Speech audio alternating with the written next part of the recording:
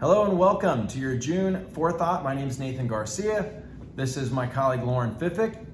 Thanks for taking the time today. Thanks for clicking the link, reading the newsletter, and thanks for the opportunity that you give us to be a guide in your stories and get you from where you are today down a path to where you want to be in the future.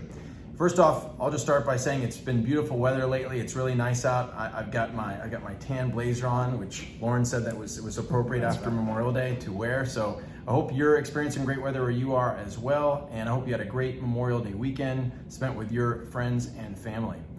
This month in our newsletter, we spent some time on ways to manage and cope with anxiety and stress and how it relates to your investing. Now, we are working on a longer piece, 30 minutes or so, a webinar that we're gonna share some, we think, are great, important concepts that are gonna help you become even better long-term investors. And we're very excited to share it with you. We've been working on it for many weeks and it's almost ready. Yeah. So we'll be sending out a link. Look for that in your inbox very shortly. But this, for newsletter, we like to keep things a little tighter, a little shorter.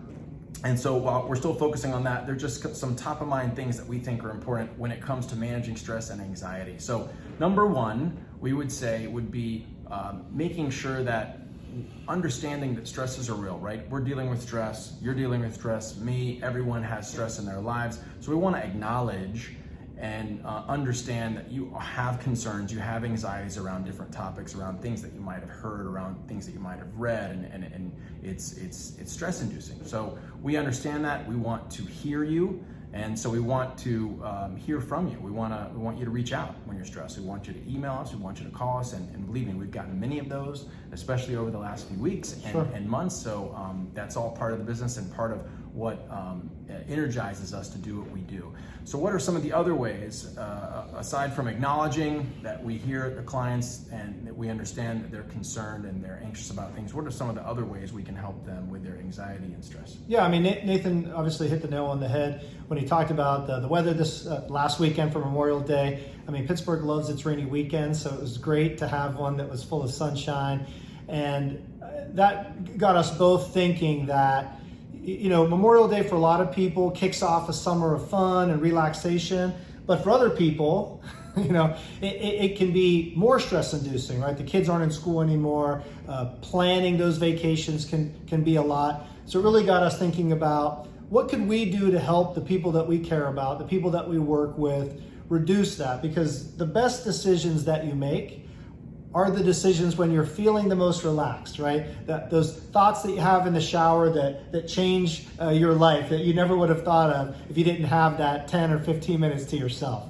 So I would say, in addition to what Nathan said, acknowledging the feelings about it, right? That's the first step. The next step is let's focus on what we can control. So like we said before, weather, we can't control that, right? But what we can control is, do we have a plan in place? Yeah, we can control that. Did we set achievable goals? You control that, right? You set the goals. And what are we doing in that moment to acknowledge that these things are helping us going forward? So I would say create a positive mindset. So envisioning that future that you're going to have at the end of whatever your financial journey is. Thinking about that time that you're spending with your friends and family and showing some gratitude and acknowledging that this is a special moment. So putting yourself in a positive mindset can really change your thoughts, not just about what's going on in the market or the debt ceiling or whatever it is that's causing you stress, but in other aspects of your life. So I just reread How to Win Friends and Influence People with Dale Carnegie, a total classic, matches up with my age range. And I thought to myself, in that story, it talks about a stockbroker, and while Nathan and I, that's probably far removed from what we're doing today, similar, that's someone that's dealing with the anxieties of the market, the stresses of people, and what they want to do.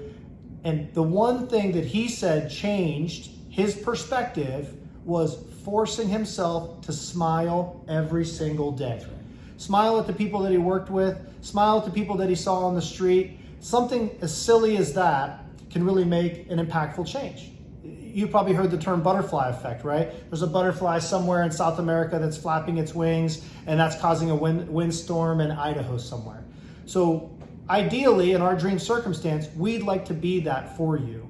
When you're feeling some negative, intrusive thoughts, feel free to call us, and hopefully we can help reset that and get you back on the right path to positive thinking. So there's definitely a lot more that we wrote about in the newsletter, and we're going to have even more data-driven, kind of factual stuff in the webinar that doesn't make sense for us to go over in a short video here. But if you're reading through that or any of the other content that we provide, and it provokes a thought process in you, or you start thinking about your friends and family, people that are around you that may be experiencing some negative thoughts, or they're feeling like they're lost with all the news and they need somebody to talk to about that, please feel free to reach out to us. I know I've said it, it's probably a little bit trite, but sharing is caring. If there's something that we can provide to somebody, we want you to share that with people in your life so we can help them as well. That's right. So I'll let Nathan kind of close it out in the best way that he always does every newsletter. I think and I just great. want to say, thank you very much. And I look forward to talking to you. I look forward to our next conversation. Yeah, and one thing that we always say here is one of the greatest gifts that we can give to someone else is to make them think. And we hope that this, at the very least, makes you think about how we can better serve you, about how we can better serve those in your life. And we look forward to those next opportunities. Thank you very much. Have a great one.